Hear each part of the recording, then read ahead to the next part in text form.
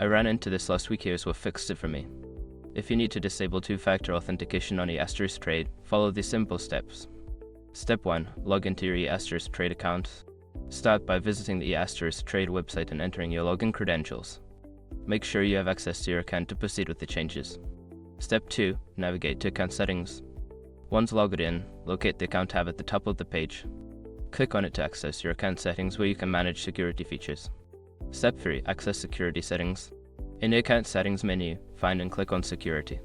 This section will allow you to modify your two-factor authentication settings. Step 4. Disable two-factor authentication.